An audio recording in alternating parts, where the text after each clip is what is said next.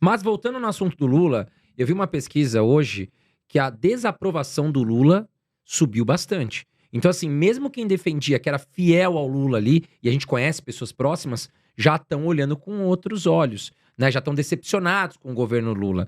E aí eu quero perguntar para vocês: existe a chance de um impeachment acontecer com o Lula? A gente pode falar que esse governo Lula 3 já está superando, em nível ruim, digamos, o governo Dilma? O que vocês acham de tudo isso? Olha, eu participei ativamente, né, do processo de impeachment da Dilma, e o primeiro ponto que eu coloco para você é o seguinte: há bastante manifestação em rede social pedindo o impeachment do Lula. Agora, é completamente diferente você ter manifestação em rede social e você ter gente na rua, né? Eu, pessoalmente, acho, inclusive no ano passado, né, e nesse ano também, acho que teve 2 pedaladas do governo Lula que um requisito, né, inicial do impeachment é você ter uma causa jurídica, você tem um crime de responsabilidade, ali da Lei 1079. E, na minha avaliação, teve 2 pedaladas que, inclusive, mobilizaram vários ministros do governo Lula para tentar brecar a investigação no Tribunal de Contas da União, que é em relação ao pagamento sem previsão orçamentária do pé de meia, né, programa do Ministério da Educação. Para mim, esse é um ponto de partida jurídico, tá? Agora, o principal quesito, né, do impeachment é mobilização popular. As pessoas se comprometerem a ir para a rua durante, assim, alguns meses. O impeachment não é uma coisa que acontece rapidamente. E as pessoas saberem lidar com os banhos de água fria ao longo do caminho. Eu escutei várias e várias vezes durante as manifestações pelo impeachment da Dilma que o impeachment não ia acontecer. A gente fez uma manifestação gigantesca, dia 15 de março de 2015, né? Deu ali 1 milhão de pessoas na Avenida Paulista. E a repercussão na Globo, por exemplo, é: manifestantes saem às ruas contra a corrupção. A reação do governo é: o povo está contra a corrupção. Dilma faz um pronunciamento com Cardoso anunciando o pacote anticorrupção do governo Dilma. Aí o Congresso, no Senado, o Aécio, que era o líder da oposição, tinha acabado de sair da eleição, que prometeu a oposição implacável, deu presença uma vez lá no Senado, falou que não tinha que ter impeachment, mesma coisa Serra, mesma coisa Fernando Henrique, falando que tinha que deixar Dilma sangrar, para daí, nas próximas eleições, o PT perder com facilidade, e o Aécio, achando que ele seria o candidato, ele ganharia com facilidade, né? Então, banho de água fria. E aí, as pessoas com dificuldade de lidar. Aí, outra manifestação, 12 de abril de 2015, menor. Aí as pessoas, não vai acontecer, não vai sair. Aí depois, a gente fez a caminhada até Brasília para protocolar o pedido de impeachment. Aí, mais uma vez, o Aécio juntando os senadores para eles não receberem a gente e insistirem no processo no TSE, que no final não deu em nada e todo mundo sabia que não ia dar em nada, né? Então, o meu ponto é: o Supremo decidindo em favor da Dilma, que no processo do Collor, a Câmara votou, o presidente foi afastado, que a Câmara julga a admissibilidade e o Senado julga o mérito. O Supremo determinou que a Câmara julgava a admissibilidade e o Senado julgava a admissibilidade de novo. Ou seja, a Câmara não afastava o presidente, só depois do Senado, porque o Senado era presidido pelo Renan Calheiros, que era aliado da Dilma. Então a gente teve vários banhos de água fria e ainda assim a persistência, a resiliência fez com que acontecesse. E muita gente na rua durante muitos meses. Qual que é o meu ponto? Para acontecer, as pessoas têm que ter mais do que disposição de falar mal do governo Lula em rede social, de pedir impeachment do Lula em rede social, mas demonstrar que existe mobilização popular suficiente para a gente não fazer manifestação grande, para a gente fazer manifestação gigantesca. E a gente não pode errar. Por quê? A manifestação é como se fosse uma arma no coldre. Se a gente tira a arma, e a arma é muito menor do que o governo estava imaginando, se a gente faz uma manifestação média, 200 mil pessoas, que é muita gente, mas é uma manifestação média para derrubar um presidente da República. É um fracasso. É um fracasso. É o governo ganhando força no Congresso para aprovar o que quer. Você fala, o governo não tá aprovando o que quer. Não, a gente barrou PL da censura. O Léo tava falando agora sobre Lei Rouanet, eu lembrei dos VODs, que iriam também colocar a cota mínima nos streamings, no Netflix, no Amazon Prime e tal, de produção nacional. E ainda focando, né, em grupos de representatividade, indígenas, quilombolas, etc. e tal, sempre voltado para aquelas ONGs que vão receber o financiamento do governo para depois apoiar o PT nas eleições, né? Então, a gente tem vitórias importantes dentro do Congresso Nacional que acabam completamente, a possibilidade de a gente ter essas vitórias acaba completamente se a gente faz uma manifestação média. Então, o meu recado, de maneira geral, é o seguinte: Pode ter impeachment? Pode ter impeachment. A gente está numa situação econômica tão ruim quanto Dilma 2? Não estamos. Pode ser que a gente chegue? Pode ser. Não estamos nesse estágio ainda. Agora, as pessoas precisam demonstrar manifestação de ir pra rua durante meses, sem perder o ânimo, sem perder a esperança pra gente derrubar o presidente da República. E a gente não pode errar. A gente só pode chamar manifestação quando a gente tiver certeza de que vai ser gigantesco. Ok, mas aí não falta... Por exemplo, na época, vocês foram pra rua e vocês começaram porque eu fui muitas vezes pra Paulista também. Mas tá faltando uma liderança, eu sinto. Porque o povo às vezes quer ir pra rua. Mas falta um movimento organizado, como aconteceu em 2015, pra puxar essa galera, essa turma. E muito, talvez, seria puxado pelo Bolsonaro, mas o que eu sinto, que as pessoas sentem, é que ele tá amarrado. De alguma forma. Colocaram ele contra a parede, talvez tenha alguma coisa muito séria contra o Bolsonaro, que ele não tá conseguindo se expor aí. Então, o que vocês acham aí? Quem que seria uma liderança? Quem que poderia ser esse time que faria algo organizado? Porque as pessoas às vezes estão dispostas a ir pra rua. Só que elas, poxa, mas como é que é? Quando? Como é que a gente vai fazer? Entendeu? Elas precisam de alguém pra puxar isso, né, Léo? Não, de fato, na direita ali você vai ter agora interesses difusos e talvez falta uma hegemonia de pensamento ou de objetivo igual tinha em 2014. Eu queria adicionar um ponto do que o Kim falou, dessa questão do impeachment, que é pra gente... Porque vamos supor que tudo bem, então as pessoas foram pra rua, e daí o Lula foi lá e sofreu impeachment, e daí a transição é difícil, né? E a gente tá vendo o exemplo do Canadá agora, que mostra o Trudeau saiu e segue o jogo, normal, esse é o benefício do parlamentarismo. E daí o Brasil tem vários problemas, e assim, eu sou do Partido Novo, o Lula, o primeiro mandato dele completou 22 anos agora, desde que ele entrou no primeiro mandato. Ele entrou em 2003, né? Assumiu em 2003 e nós estamos indo para 2020, nós estamos em 2025. Deu 22 anos ali completos e dos 22 anos, o Partido dos Trabalhadores ficou 16 no poder. Muita 73% do tempo. E não fizeram nada. Exato. Em 2026 vai ter dado 24 anos que o Lula assumiu a primeira vez e o PT 18. Isso é 75% do tempo. Quer dizer, eles ficaram 75% do tempo no poder. Então vamos ver se todas aquelas promessas dele que eles falaram, se o Brasil tá melhor. Foi o que eu falei. Um país com o maior número de segurança de assassinos no mundo, de assassinatos no mundo, educação não vai bem. Saúde também. Saúde não vai bem. Moeda desvalorizada. Saneamento básico, os avanços que tiveram no Brasil foi contra a vontade do PT, que foi independência do Banco Central, foi Plano Real, foi marco de saneamento, diversas coisas. Então, tudo isso para dizer que eu não vejo que esse governo tenha a mínima capacidade de resolver os problemas do nosso país. Ponto.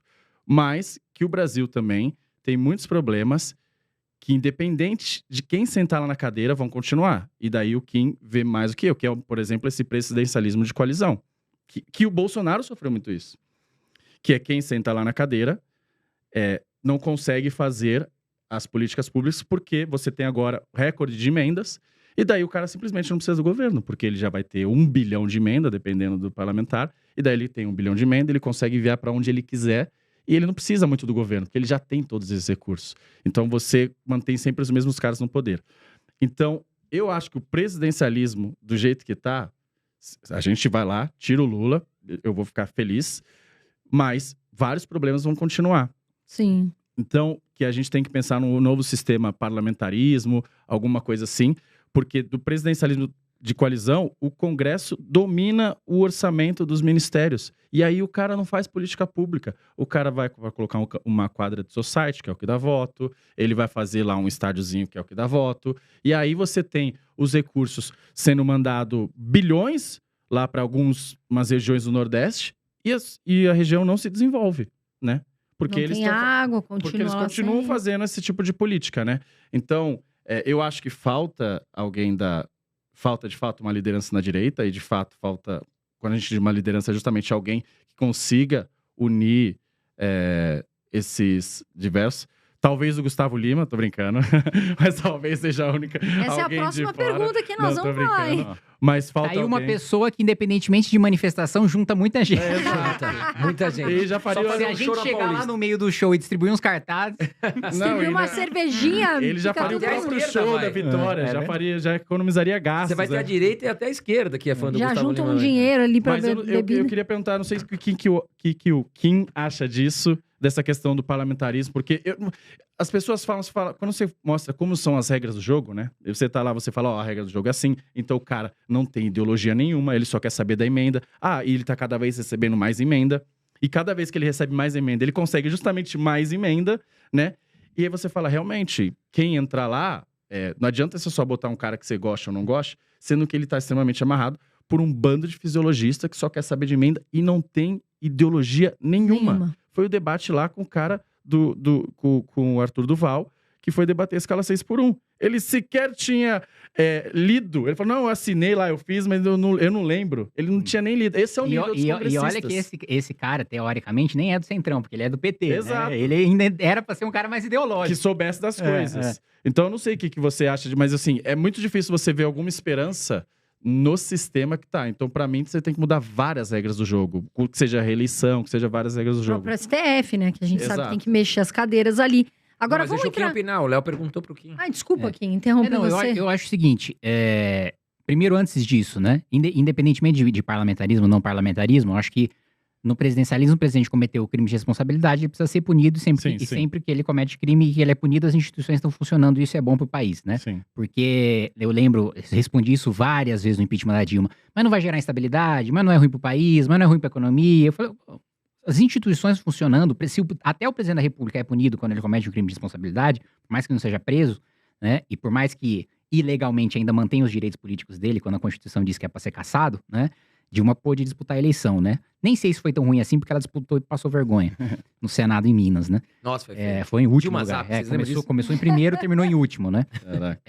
Mas o Ai. presidente da República comete crime de responsabilidade e é punido, é bom, significa que as instituições estão funcionando. E, por maior que seja o desapreço que eu tenho pelo Alckmin e pela sua incoerência, né? Principalmente quando ele pula ali pro barco do PT, eu não tenho dúvida de que um governo Alckmin seria melhor do que um governo Lula. Eu também Sim, acho. exato. Agora, respondendo o Léo, eu sou 100% parlamentarista, tá? Mas ao mesmo tempo que eu sou 100% parlamentarista, antes disso, por que eu sou parlamentarista? Primeiro porque no parlamentarismo é o seguinte, o primeiro-ministro, né, que é quem governa o país, o presidente, né, do parlamentarismo, perdeu a maioria no Congresso Nacional, vai para casa. O cara vai embora, assume um novo, constrói uma maioria. Se não tem a construção de maioria, vai todo mundo para casa. É nova eleição. E não interessa se você tem 1 ano de mandato ou um dia. Não construiu maioria, vai para casa, nova eleição. Ou seja, o parlamento ele tem a responsabilidade de formar maioria. Sim. Se o cara... se não se forma o governo, é de interesse da maioria formar o governo, porque senão todo mundo vai perder o mandato. No presidencialismo, principalmente no Brasil, não. O parlamento ele tem o poder, né, de dar o voto, não dar o voto para o presidente da República, mas ele não tem ele tem as benesses de estar na base do governo, né, de receber emenda, inaugurar obra, e por aí vai, de ter mais mídia junto com o ministro, por aí vai. Mas ele não tem a responsabilidade de ser da base do governo. Porque se ele deixa de ser, se o governo perde maioria, não necessariamente tem impeachment. Às vezes fica um negócio assim, o governo andando de lado, o Congresso andando de lado, termina o mandato e acabou. E o país fica parado. Então, assim, eu acho muito melhor... Portugal, a gente teve recentemente, teve um escândalo envolvendo, acho que ano passado ou retrasado, né, envolvendo o primeiro-ministro e a concessão de uma licença ambiental. Todo mundo caiu. Caiu o primeiro-ministro, caiu o parlamento inteiro. Né? Até quem era de oposição, porque ninguém mais conseguiu formar a maioria de tanta gente que o escândalo pegava. Né?